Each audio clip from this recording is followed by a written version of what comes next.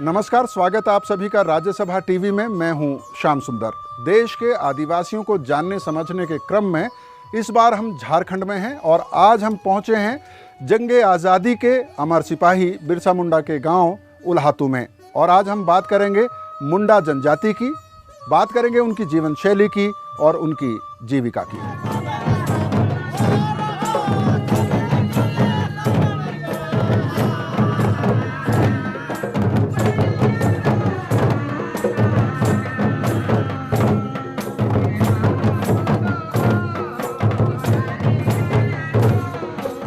यह भी खूबसूरत इत्तेफाक था कि जब मैं भी भारत की टीम झारखंड पहुंची तो आदिवासियों का सबसे बड़ा त्योहार सरहूल मनाया जा रहा था।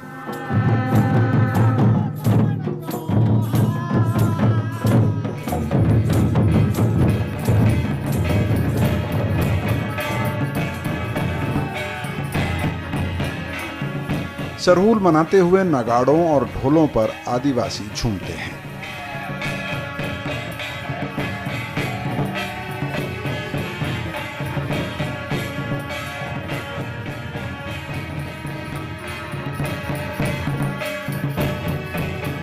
साथ ही सामूहिक भोजन होता है हड़िया के साथ।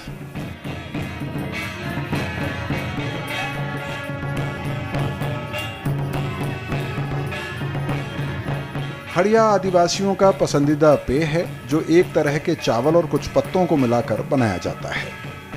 त्योहार हो या शादी ब्याह, हड़िया जरूर परोसी जाती है।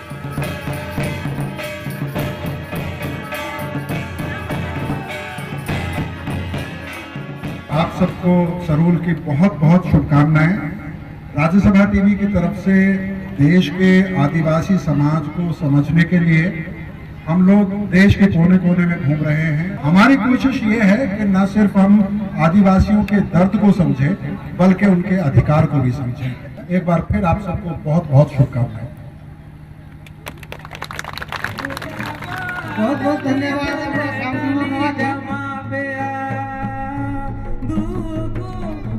आदिवासियों के साथ सरहूल मनाने के बाद हम बढ़े मुंडा जनजाति, उनकी जीविका के साधनों और उनके संघर्ष को जानने समझने के सफर पर।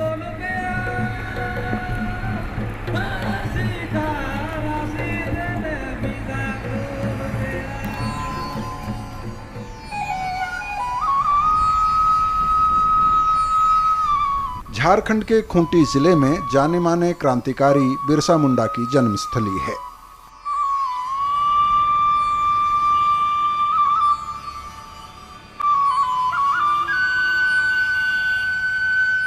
यूं तो झारखंड के हर चौक चौराहे से लेकर स्टेडियम और एयरपोर्ट तक का नाम बिरसा मुंडा के नाम पर है।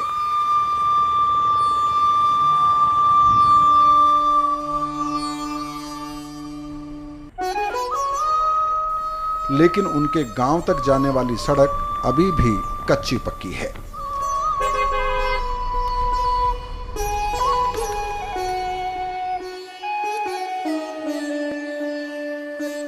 गांव में उनका स्मारक है, लेकिन लगता है कि खास मौकों पर होने वाली वीआईपी यात्राओं के अलावा ये बंद ही रहता है।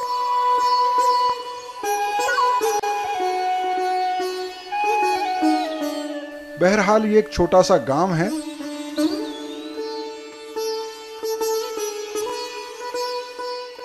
और निर्मल मुंडा यहाँ के मुखिया हैं। खेती तो हम लोग को मतलब काश खेती तो दान को भी लगता है, लेकिन पानी का प्रॉब्लम से दान घोड़ा दान भी लगा सकते हैं। लेकिन इस साल तो कैसे हुआ, पानी के अभाव से खेती नहीं हुआ।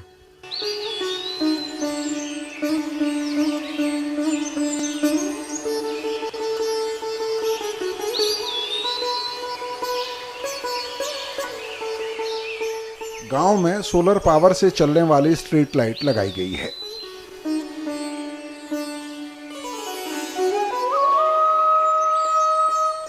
इसके अलावा आदर्श शौचालय का एक मॉडल है जो कई साल पहले गांव के आदिवासियों को बनाकर दिखाया गया था।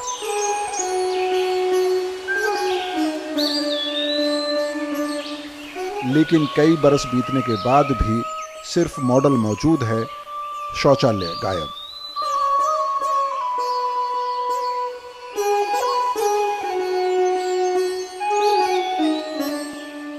झारक्राफ्ट यानी झारखंड सरकार की वो संस्था जिसे आदिवासी उत्पादों की खरीद बिक्री की जिम्मेदारी लेनी चाहिए, उसका बोर्ड बाकायदा मौजूद है। लेकिन क्या वो संस्था गांव में है? क्या वो अपनी जिम्मेदारी पूरी कर रही है?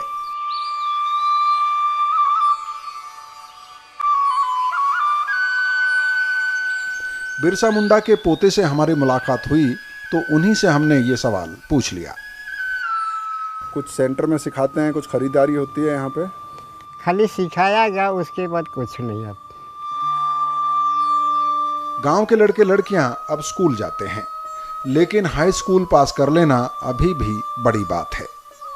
यहाँ आवासीय स्कूल भी है, जीएल स्कूल है और कन्या विद्यालय स्कूल तो बहुत है, लेकिन यहाँ शिक्षक की कमी है, जिसके चलते पढ़ाई सुचारू रूप से नहीं हो पा रही है।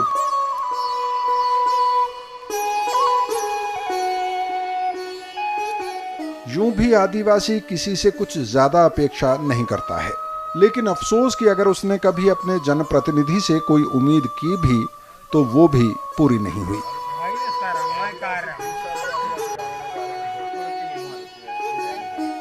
बिरसा मुंडा जिनको भगवान माना जाता है, उनके पोते को यही शिकायत है। मशीन तेल निकालने का नहीं है। इसी सपना से हम लोग बोले थे कि यहाँ मशीन बैठाया जाएगा तो यहाँ का कुछ विकास होगा और यहाँ के लोगों को रोजगार भी मिलेगा। आबादी के लिहाज से मुंडा झारखंड की तीसरी बड़ी जनजाति है। झारखंड की कुल आदिवासी आबादी का करीब 15% मुंडा आदिवासी है। आबादी में पुरुषों और महिलाओं की तादाद भी लगभग बराबर है।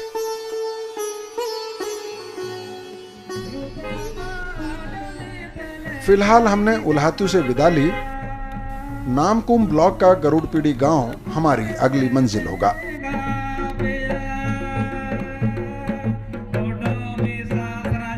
घने जंगल के बीच बसा गांव गरुड़पीड़ी मुंडा आदिवासियों के बड़े गांवों में से एक है। खेती के अलावा जंगल से मिलने वाली वनोपज मुंडा आदिवासियों के लिए बड़ा सहारा है।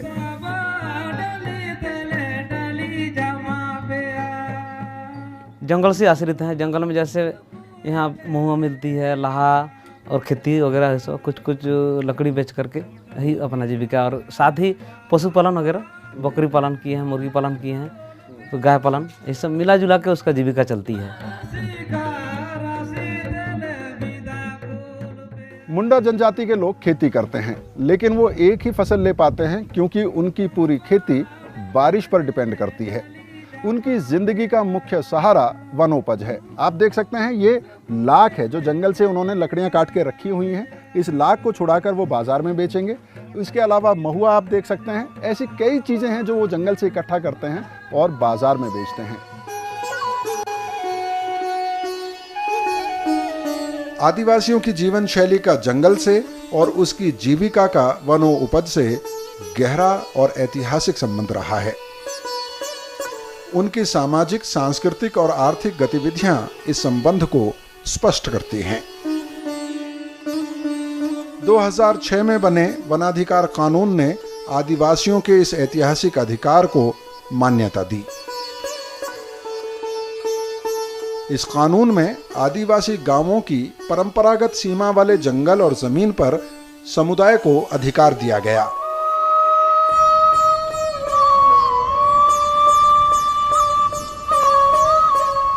इस कानून में आदिवासियों को तेंदुपत्ता, केंदुपत्ता, लाख, टसर और बांस जैसे वनोपज को इकट्ठा करने का हक दिया गया।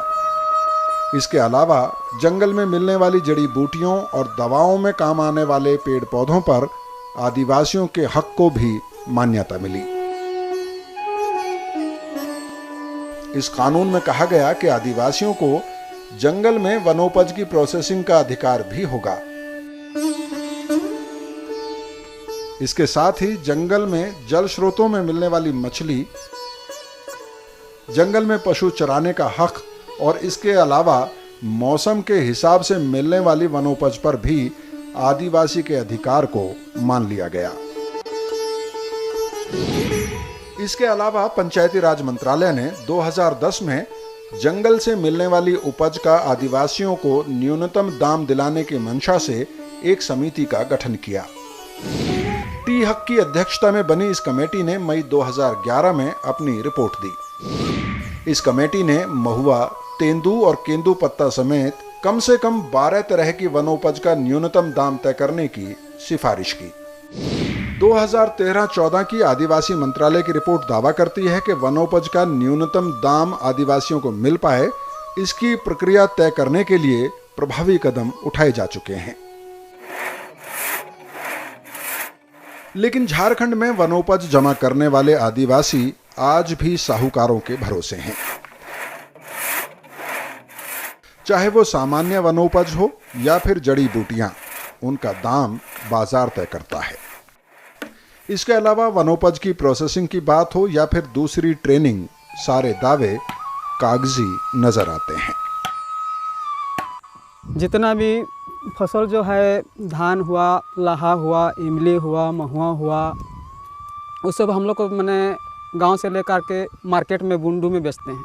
सही रेट तो सर नहीं मिल पा रही है, क्या है कि मैंने कभी घटता है कभी बढ़ता है। तो झारखंड का आदिवासी खेती जरूर कर रहा है, लेकिन आज भी उसकी जिंदगी का मुख्य सहारा जंगल ही है। और न सिर्फ जंगलों को बचाना उसकी ज़िंदगी के लिए ज़रूरी है, बल्कि वनोपज के उसको उचित दाम मिल सकें, इसकी भी व्यवस्था करनी होगी। कानून में इसका वायदा किया गया है। सरकार कई योजनाओं का दावा भी करती है। छोटे से ब्रेक का वक्त है। ब्रेक के बाद इन योजनाओं और इन कानूनों पर चर्चा करेंगे।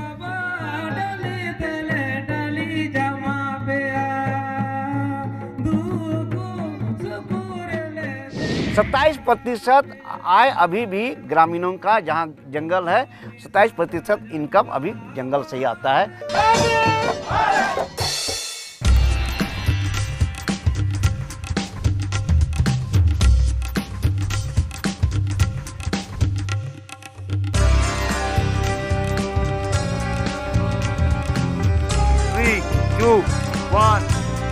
एक्शन। एक बार फिर राज्यसभा टीवी में आपका स्वागत है। मैं हूं श्याम सुंदर और आज हम हैं होराब के जंगल में, जो झारखंड में स्थित है। और हमारे साथ कई खास मेहमान मौजूद हैं और इस मेहमानों के साथ हम उन मुद्दों पर बात करेंगे जो पिछले दिनों यहां पर घूमकर हमने देखे। और उनमें से एक मुद्दा ये था कि आदिवासियों के लिए आज भी जंगल बहुत महत्वपूर्ण है और जंगलों से मिलने वाली वनोपज, जिसका अधिकार फॉरेस्ट राइट एक्ट में आज़ादी के 60 साल बाद उनको दिया गया, क्या वो अधिकार उनको मिल पाया है? फॉरेस्ट राइट एक्ट में जो वायदे किए गए, चाहे वो मिनिमम सपोर्ट प्राइस की बात करें या कोऑपरेटिव सोसाइटीज़ बनाकर बिचौलियों को दूर करने की बात की गई हो, क्या ये सब कुछ हो पाया है? इन मुद्दों पर बात करने के लिए हमारे साथ कई खास मेहमान मौजूद हैं। उनसे आपका परिचय करा देते हैं। हमारे साथ बीना लिंडा जी हैं, एडवा की नेता हैं यहाँ पर और आदिवासियों में काफ़ी काम करती हैं। प्रफुल्ल लिंडा जी किसान सभा से जुड़े हुए हैं, आदिवासी अधिकार मंच के साथ भी अभी उन्होंने काम करना शुरू किया है। उसके अलावा हमारे साथ हैं पीपी हेम्ब्रोम जी, जो ट्राइबल मेडिसिन में प्रैक्टिस करते हैं, डॉक्टर हैं, जड़ी बूटियों से वो इलाज करते हैं। अंतर्राष्ट्रीय सम्मान इनको मिल चुका है अपने प्रयासों के लिए। शशि भूषण पाठक जी हमारे साथ हैं, Jharkhand council for democratic right से। शशि भूषण जी, आपका भी बहुत बहुत स्वागत है। वासवी कीड़ो जी जो हमारे साथ हैं, होड़ोपैथी ethno medicine doctors association of India चलाती हैं यहाँ पर, आपका भी बहुत बहुत स्वागत है वासवी जी। और हमारे साथ पोलिना कुजूर हैं, जो ट्राइबल मेडिसिन में प्रैक्टिस करती हैं रांची में यहाँ पर, और वो कोशिश कर रही हैं कि जो जड़ी बूटियों से इलाज होता है उसको लोकप्रिय बनाया जा सके। वासवी जी, अगर आपसे चर्चा की शुरुआत करें, वनोपज का जो मामला है उस पे फॉरेस्ट राइट एक्ट में बहुत सारी बातें कही गई हैं। आखिरकार वन जो नॉन टिम्बर फॉरेस्ट प्रोड्यूस जिसको कहा जाता है, उसका अधिकार आदिवासियों को दिया गया है। क्या उसके बाद कुछ आर्थिक हालत में बदलाव आया है आदिवासियों के? बहुत ही सही सवाल आपने किया। फॉरेस्ट राइट्स एक्ट आने के बाद जो पूरे देश में लड़ाइयाँ चली और अभी भी जो संघर्ष चल रहे हैं, वो वन भूमि में पट्टा, दावा पत्र और कैसे दावा पत्र दाखिल हो और कैसे उनको पट्टे हासिल हो, इसकी ही लड़ाइयाँ तक सीमित रह गई है। लेकिन फॉरेस्ट राइट्स एक्ट का जो एक बड़ा पहलू है, उसमें चैप्टर 1, चैप्टर 2 जिसमें वनोपज की बात है, जड़ी बूटियों की बात है और लघु वनोपज की बात है, उसके बारे में अभी बहुत विस्तृत चर्चा नहीं हो पाई है। उसके संदर्भ में मुझे लगता है कि बहुत खास बहस की ज़रूरत है कि भारत के जंगलों में पाए जाने वाली जड़ी बूटियां और जो वनोपज हैं उस पर आधारित इंडस्ट्री अभी तक बन क्यों नहीं पाई। सीमित प्रयास है, लेकिन प्रयास शुरू हुए। शशि भूषण पाठक जी, झारखंड की अगर हम बात करें, हमने यहाँ पर काफ़ी घूमे हम आदिवासी इलाकों में, वो उसमें आप महुआ की बात करें, चिरौंजी की बात करें, केंदा की बात करें, और कई तरह के वनोपज यहाँ पर मिलते हैं। जो बिचौलियों को हटाने की बात थी, क्या वो हो पाया है? असल में श्याम जी, इसको लेकर के कई पेच हैं। एक तो जान लीजिए कि झारखंड में जो वन हैं वो 3 तरीके के वन हैं। एक तो सिक्योर्ड फॉरेस्ट है, रिजर्व फॉरेस्ट है और फॉरेस्ट विलेजेस हैं। फॉरेस्ट विलेजेस में तो आदिवासियों को हक है, लेकिन जो रिजर्व फॉरेस्ट्स हैं और जहाँ वनोपज हैं, जो नन टिम्बर फॉरेस्ट प्रोड्यूस हैं, उनका अंधाधुंध दोहन आयुर्वेद की कंपनियां कर रही हैं। आप लोध देख लीजिए, चिरंजी देख लीजिए, धवई फूल देख लीजिए, इन सारी चीज़ों का अंधाधुंध दोहन हो रहा है और इसके लिए कोई पॉलिसी नहीं है। अपने यहाँ झारखंड में कोई पॉलिसी नहीं है। हमारा आदमी अगर आंवला निकालने जाता है तो रिजर्व फॉरेस्ट में पकड़ा जाता है और तुरंत उसको चस्पा कर दीजिए कि वो नक्सलाइट है। लेकिन आप माफ़ कीजिएगा, नाम नहीं लेना चाहिए, लेकिन जितनी आयुर्वेद की बड़ी कंपनियां हैं, सबके एजेंट्स हमारे ही लोगों के बीच से वहाँ निकल करके जा रहे हैं। आंवला हमारे यहाँ मैच्योर्ड होता ही नहीं है, पहले ही झाड़ लेते हैं, हरे झाड़ लेते हैं, बहरा झाड़ लेते हैं। प्रफुल्ल जी, जो मैंने सवाल शशि भूषण पाठक जी से भी पूछा था, अभी मैं 2013-14 की ट्राइबल मिनिस्ट्री की रिपोर्ट पढ़ रहा था, उसमें ये कहा गया कि जो वनोपज है उसको सीधा आदिवासियों से ख़रीदने के लिए कोऑपरेटिव सोसाइटीज़ बनाई जाएंगी, उनको सही दाम मिल सके इसकी व्यवस्था की जाएगी।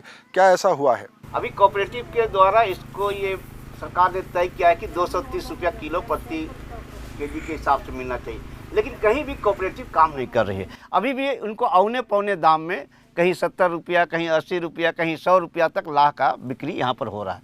उसी ढंग से हम लोग देख रहे हैं कि आपका यहाँ पर तेंदुपत्ता का वहाँ पर कोऑपरेटिव करके काम करने का बात हुआ था, लेकिन अभी भी पुराना बने 100 पत्ती पर अभी भी 1 रुपया का दर से वहाँ पर दिया जा रहा है।